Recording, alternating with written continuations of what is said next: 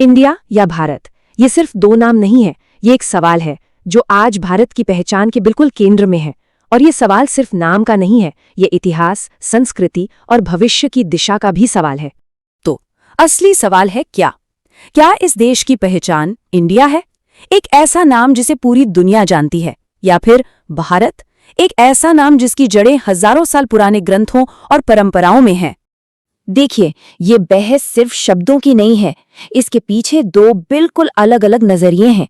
एक तरफ है एक मॉडर्न पॉलिटिकल देश और दूसरी तरफ है एक प्राचीन, लगातार चली आ रही सभ्यता।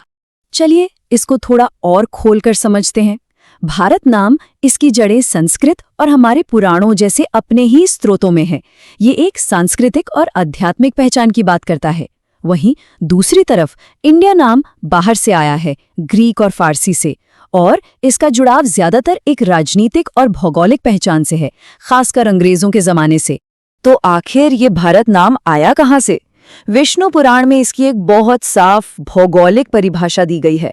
ये सिर्फ एक जमीन का टुकड़ा नहीं, बल्कि एक खास जगह है जहां भरत के वंशज बसते हैं।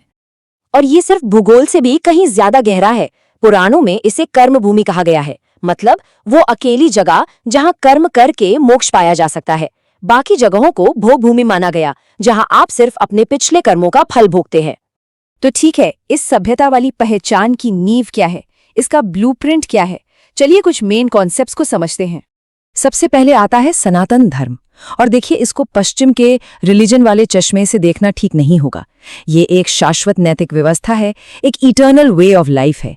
ये सत्य, अहिंसा, दया जैसे यूनिवर्सल कर्तव्यों पर जोर देता है, जो किसी एक ग्रुप के लिए नहीं बल्कि सभी इंसानों के लिए हैं। और इसी से जुड़ा है राष्ट्र का कॉन्सेप्ट। ये राज्य मतलब पॉलिटिकल एडमिनिस्ट्रेशन से अलग है। राष्ट्र का मतलब है लोग जो एक जैसे मूल्यों, संस्कृति और एक आध्यात्मिक चेतना से आपस में जुड़े हुए हैं। ये एक कल्चरल कम्युनिटी है, सिर्फ एक पॉलिटिकल बाउंड्री नहीं। तो ये तो हो गई बड़ी बड़ी बातें, प्राचीन दर्शन। लेकिन सवाल ये है कि आज की पीढ़ी जमीन पर इन सब आइडिया से कैसे जुड़ती है। 2001 की एक रिसर्च का ये कोट एक बहुत दिलचस्प तस्वीर दिखाता है।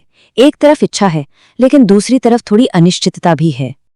तो चलिए अब उन पुराने ग्रंथों से हटकर आज के जमाने में आते हैं और देखते हैं कि आज के युवाओं के लिए अपनी पहचान के क्या मायने हैं। ये सर्वे एक बहुत साफ तस्वीर दिखाता है। देखिए, चाहे कोई भी कंफ्यूजन हो, लेकिन सर्वे में शामिल 93% युवाओं को अपनी पहचान से एक पॉजिटिव जुड़ाव महसूस हुआ। वे हिंदू होने पर खुश थे। तो फिर उनके लिए हिंदू होने का मतलब क्या था? और जवाब आप देखिए कितने पर्सनल हैं।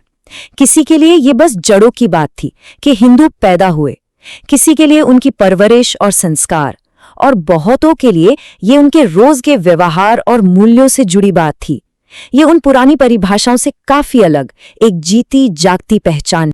ठीक है, पहचान तो है, लेकिन जब इस पहचान को आज की दुनिया के मुश्किल सवालों पर लागू करते हैं, तब क्या होता है? तब किन मुश्किलों का सामना करना पड़ता है? अब ये देखिए, प्री मैरिटल सेक्स के सवाल पर युवा पीढ़ी बिल्कुल 3 बराबर हिस्सों में बंटी हुई है। 1/3 को लगता है ये गलत नहीं है, 1/3 को लगता है ये गलत है, और बाकी के 1/3 श्योर नहीं थे। ये आंकड़े परंपरा और मॉडर्न सोच के बीच का एक गहरा संघर्ष दिखाते हैं। और यही कहानी अरेंज्ड मैरिज के मामले में भी दिखती है, बल्कि यहाँ तो ट्रेंड और भी साफ है। 44% ने साफ कहा कि वो अरेंज्ड मैरिज नहीं करेंगे, जबकि सिर्फ 27% ने हाँ कहा। ये एक और एरिया है जहां युवा पीढ़ी पुराने विचारों पर खुलकर सवाल कर रही है। और ऐसा नहीं है कि युवा सिर्फ अच्छी बातें कर रहे थे, उन्होंने चुनौतियों को भी माना। उन्होंने कहा कि हिंदू धर्म को समझना मुश्किल है, समाज इसे गलत समझता है, जेंडर इनइक्वालिटी की एक धारणा है, और समुदाय के अंदर भी कुछ संकीर्ण सोच है। ये एक बहुत ही ईमानदार नजरिया है। तो ठीक है, हमने व्यक्तिगत अनुभव देख लिए। अब जरा जूम आउट करते हैं और एक ग्लोबल, एक बड़े लेवल पर देखते हैं, और इस पहचान को आबादी के ट्रेंड्स से जोड़ते हैं। प्यू रिसर्च सेंटर का ये आंकड़ा ये भविष्य की एक बड़ी तस्वीर की तरफ इशारा करता है। 2010 से 2050 के बीच दुनिया की हिंदू आबादी में 34% की बढ़ोतरी का अनुमान है। ये दुनिया की कुल आबादी की ग्रोथ के साथ लगभग कदम से कदम मिला के चलने जैसा है। लेकिन ये सिर्फ एक नंबर नहीं है ना? याद है हमने शुरू में भारत की एक सभ्यता वाली पहचान की बात की थी। कुछ जानकार इन आंकड़ों को उसी सभ्यतागत पुनर्जागरण के एक संकेत की तरह देखते हैं। और इसी सोच से निकलती है विश्व गुरु बनने की आकांक्षा। मतलब ये आइडिया कि भारत की जो फिलॉसफी है, जो विरासत है, उसमें दुनिया को रास्ता दिखाने वाले मूल्य मौजूद हैं। तो हमने इस पूरी पहचान को 3 अलग-अलग एंगल से देखा है ना। एक प्राचीन ग्रंथों की नज़र से, दूसरा आज के युवाओं के निजी अनुभव से, और तीसरा आने वाले कल के ग्लोबल आंकड़ों से। ये सब मिलकर एक बहुत कॉम्प्लेक्स लेकिन जिंदा इवॉल्व होती हुई तस्वीर बनाते हैं।